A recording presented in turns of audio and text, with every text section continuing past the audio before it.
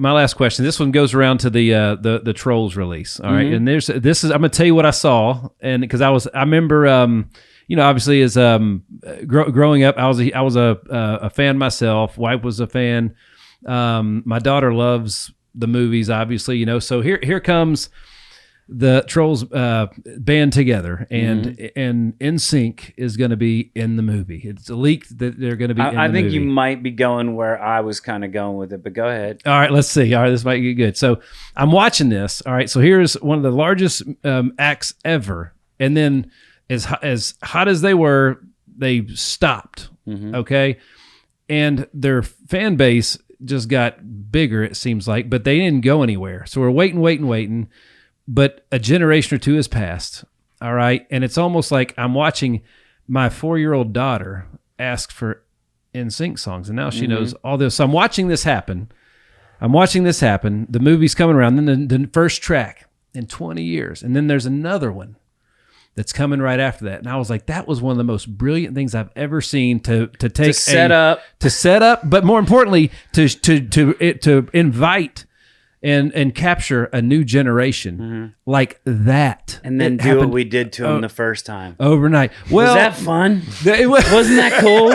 Wait, no, but you mean? And I know that that's the most common thing you guys get asked. But the only thing I would say is at 44, and again, the Eagles are my favorite band of all time. Okay. And when they lost Glenn Fry, it was devastating. So now certain things can never happen again. And as we all get older, when the Beatles lost John, when it was that would, and I'm sure that everybody's considered stuff. You're going to like ask him how his health is, aren't you? Yeah, is that where we're going? Are we? Just so you know, I'm going to be the one. Well, I actually this is kind of morbid and it's kind of sad, but I do think about it, and I'm always like, man, that's going to suck.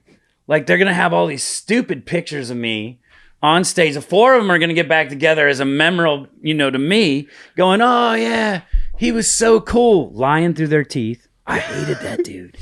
He was so annoying. No, I'm just kidding. But it was just such a brilliant thing, whether it was on purpose or not, on how to. And then the Deadpool thing came right afterwards, and it was like, man, like they're everywhere again, and it was such a cool thing. So again, I know, just speaking for all the fans out there, it's I guess it's just a matter of time before something happens. The little bits and pieces we've gotten were great. Even the thing you did with the DJ at Justin's concert, the VMAs back in 2013 was incredible. You guys looked like you never left a beat. You sound better now than you ever did, I think, too. How do you guys feel about that? Well, I will tell you, I definitely warm up a ton more now than I used to, because I used to be able, you're young. I used to be out partying all night before I go in, and like, yeah, me. All right, I'm good. Let's go. Get on stage. I know what I'm doing. Now I'm like, all right, if you saw I have a bag that I put into my backpack when I get to wherever we're playing, and I empty it out. I've got my humidifier. I've got my vocal pipe thing I use. I've got the straws I'm blowing into water.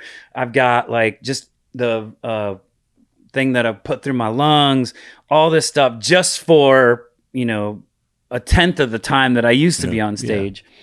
But that's age, and that's also knowing that my voice can't bounce back that quick. And, and I noticed that from after the group took a break, like that I was doing some stuff for like different things, and I go out to sing and I'm like, man, I can't sing this. I'm like, why can't I sing this? I'm like, well, because I'm getting older and I'm still trying to do what I did when I was young, and just think that I could just go out and do it and not have to worry about warming up or not have to worry about all these things. And now I just appreciate the age and appreciate the fact that, it is a lot more work vocally just to be back to where I was. Well, aside from the risk of losing somebody, I would say, I think you guys, I don't know, how intentional was the Trolls thing with all the other stuff, how to capture that? Was any of that, or was it just, did it just kind of roll out that way? Like, I'm watching it, I'm a marketing guy, and I'm like, this is the greatest thing I've ever seen. Well, actually, when's the tour going to be announced, right? Actually, where I thought you were going with that was when Justin came to us and was like, hey guys, I got this thing and he's played some music that I've listened to that he's stoked about for future endeavors or whatever. And, you know, it's always been discussed, and us going back out and that stuff's always been talked about. And, you know, but you've got 5 people now with 5 different managers pulling you in 5 different directions. Oh, yeah. And not only that, and one thing that I always do say too is you got to remember that we haven't been the band for 22, 23 years. Longer than you were a band now, And, right? Oh, way 10 times longer, or crazy. twice, at least 4 times as long. It's crazy. But the weird thing that you don't realize, and that it's hard to imagine unless you're in my shoes or been a part of it like that, is the fact that not only, so I was in a band, right? I was back in the 90s and early 2000s. I was Chris from NSYNC, right? Mm-hmm. So you talk about NSYNC, you're like, oh yeah, Justin, JC, Joey, Lance, Chris from NSYNC, right? We were all from NSYNC. For the next 20 years, we weren't together. Mm-hmm. But everywhere I went, I was not Chris from NSYNC. I was NSYNC. You know, so I took on the whole genre, every song was me, even though I'm not singing them. Or I'm singing, you know, singing the high parts or singing the backgrounds or doing that. But I took on that, oh my God, NSYNC's here. Mm-hmm. You know, no, it's just Chris. Or, oh my God, NSYNC's here. No, it's just Joey. Or it's just Justin. Well, Justin was Justin. But, you know, so that now you're talking about 20 years of Justin being Justin and JC being NSYNC. And Joey being NSYNC. Yeah. And me being NSYNC. And Lance being NSYNC.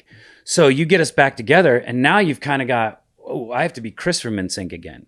You know, I'm not NSYNC anymore. I'm Chris from NSYNC.